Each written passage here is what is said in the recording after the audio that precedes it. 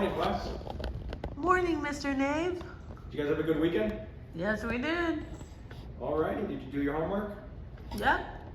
Alright, sounds good. So today we're going to be discussing basically a fraction of your homework, the fraction being you were supposed to read Heart of Darkness over the weekend. It was a pretty short book. Yep. So I hope you guys got it finished. We did. Okie doke. So you guys know, of course, the other part of that assignment was just to make notes, write about, well, the movie we had watched over the week, which was Apocalypse Now. Yep. Okay, so we're going to go ahead and first, we're going to start dissecting the two main characters from these two different stories. Because today, our big discussion will be a comparison between these two stories. Because essentially, they are the same story, but sort of changed here and there. You will see similar themes, similar characters, but overall, the setting is different. Even the main characters, as they are similar, they're also very different, which is actually going to be the first place we start. We're going to start with the main characters. Can someone tell me the name of the main character for Heart of Darkness? Marlowe. Correct. So main character, Heart of Darkness, Marlowe. So does anyone know the main character for Apocalypse? Willard. Yes, Captain Willard. So we'll go put Willard. So is anybody familiar with a Venn diagram? Yeah, it's like a graph. Kind of. So what we're going to do is create a very basic Venn diagram. Is it the circle one? Yes, the circle one. It's going to be two circles that kind of meet in the middle, but with space. Because what we're going to do is on this side, we're going to distinguish all of the characteristics and traits and such of Marlowe. And on this side, we're going to do the same thing for Willard. But in the center, we're going to put all of the qualities that make them the same. Is that clear to everyone? Yes. Okay, so if we can start with Marlowe, what nationality was Marlowe? He was English. So we'll put that for Marlowe. He was an Englishman. That being said, what was the nationality of Willard? American. Yes, he was American. Now, for Marlowe, what was his profession? It might be hard to classify because they don't particularly say his exact, title.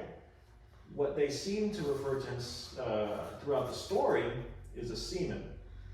He's given charge of a boat, a steamer, and he's typically always done this. And he has a fascination with the world and with rivers and the sea. He sees himself simply as a seaman, but he's never given a 100% official title, at least throughout the story. So that being said, that defines Marlowe's profession. What is Willard's profession? He's a soldier. Correct. So we can already see these two characters are very different, but they are both the main character of Heart of Darkness and Apocalypse Now. Apocalypse Now was an adaptation, and I say that loosely, of Heart of Darkness, because this story takes place turn of the century, 19th to 20th century. It takes place in Africa. This story, Apocalypse Now, takes place in the 1970s, and it takes place during the Vietnam conflict, which is obviously very, very far away in time and in place. So now that we got those two things separated, how about we start talking about how they're actually similar? What drives these two men? Duty. They are driven by a sense of duty. Marlowe, in the sense that he is driven by the sea. He sees it as his home, his place of being. Willard, driven by a sense of duty to his country.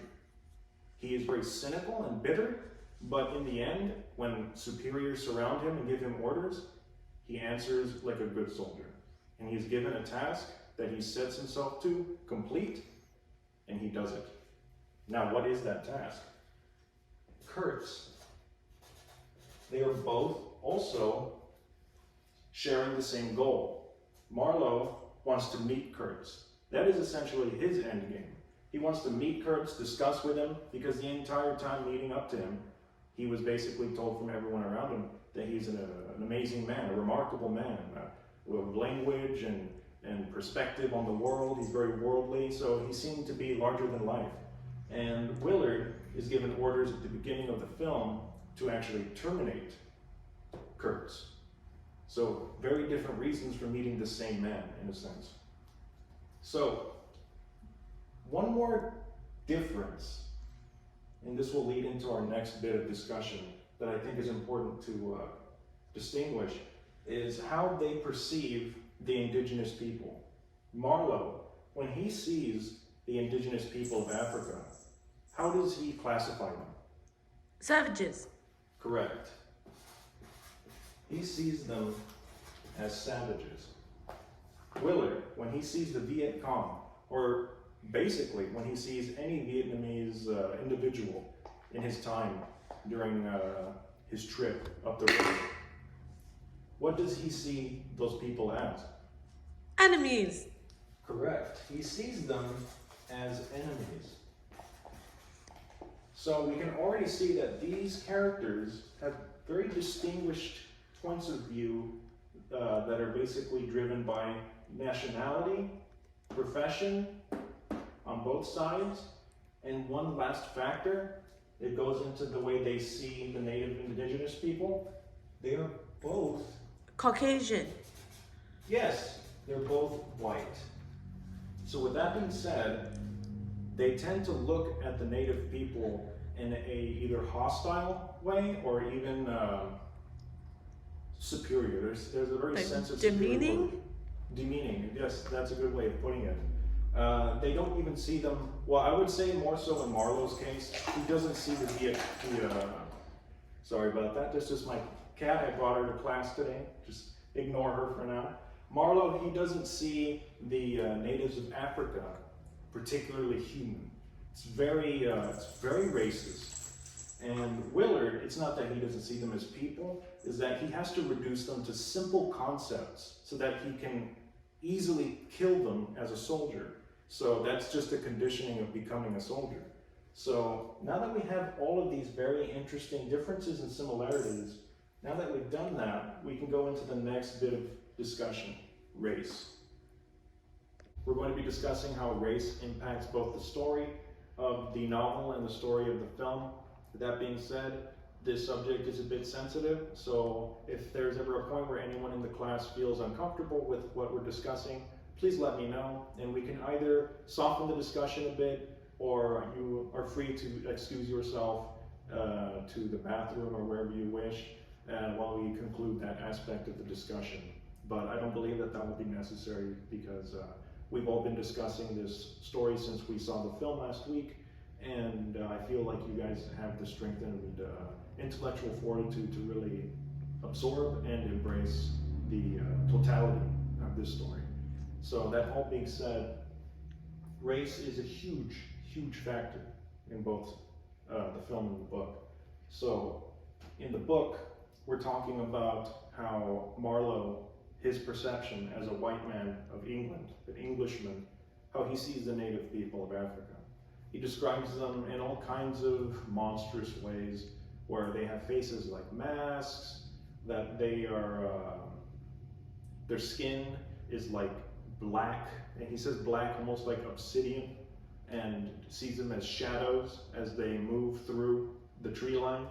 And Willard, he sees them pretty much exclusively as opponents in his way.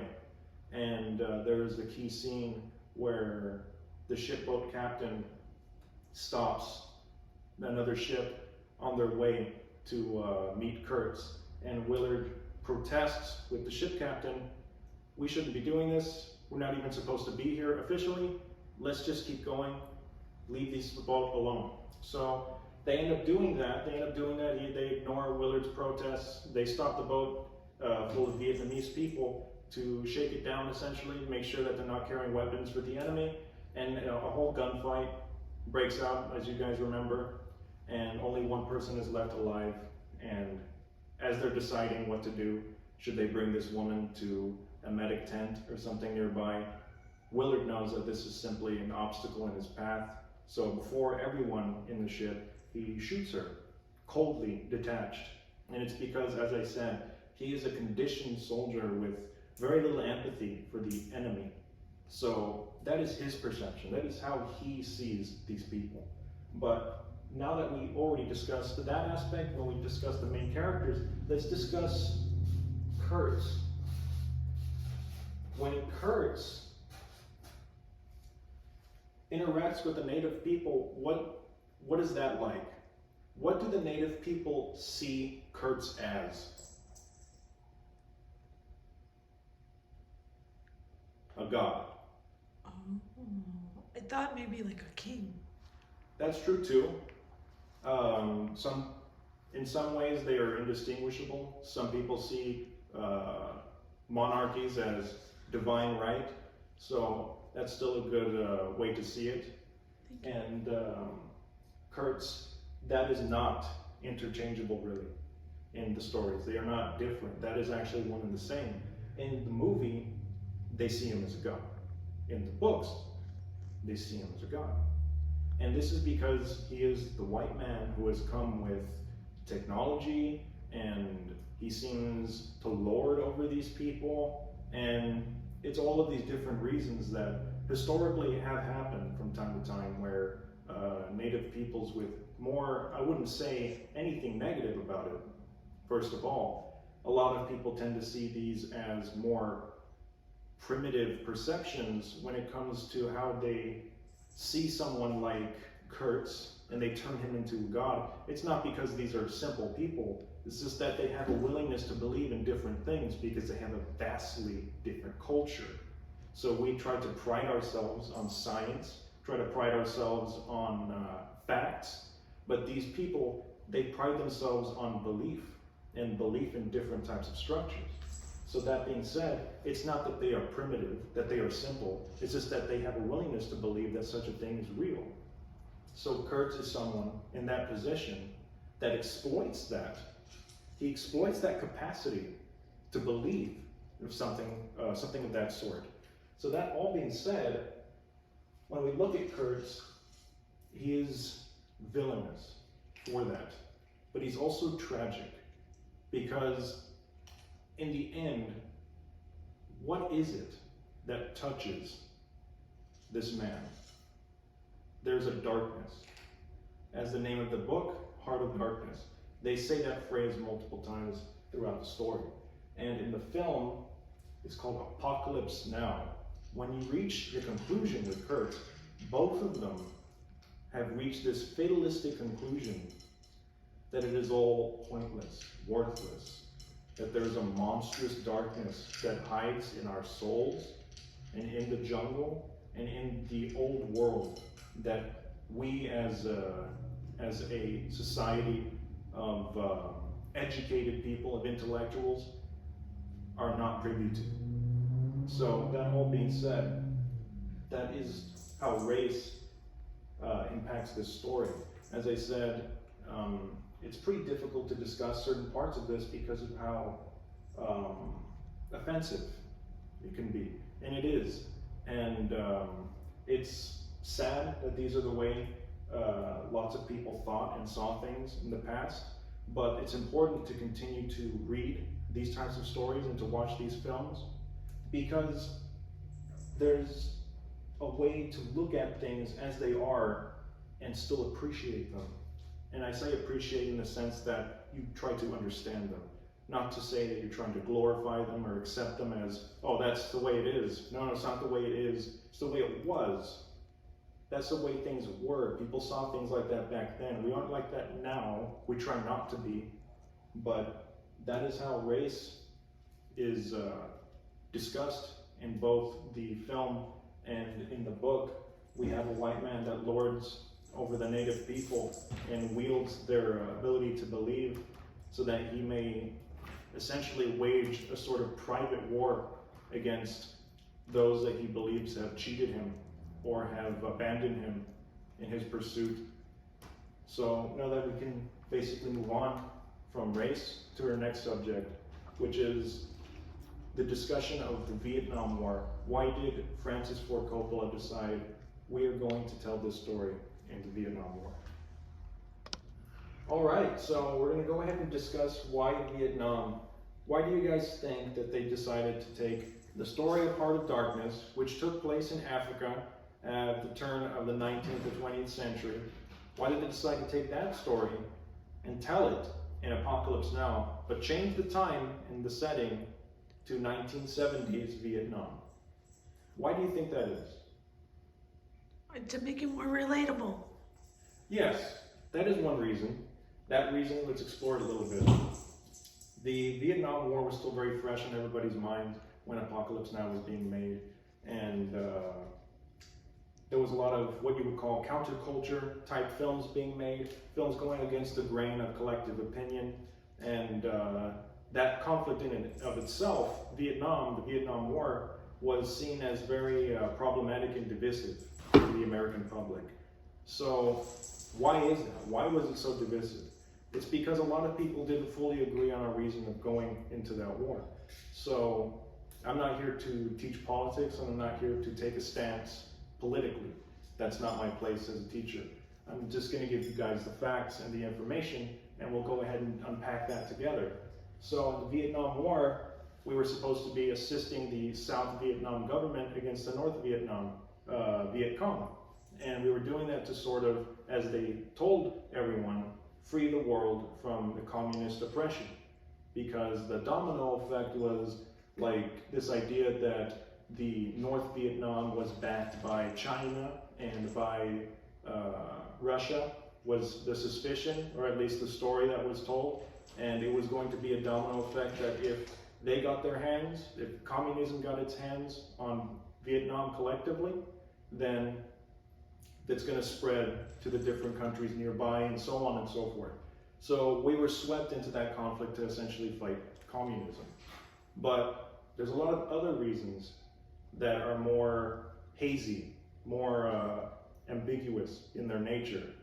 And people look back on it and feel that that was just a story told by the government to get people rallied up to back this other country, because the French had already basically lost their war with Vietnam, and that war was backed by the United States helping the French.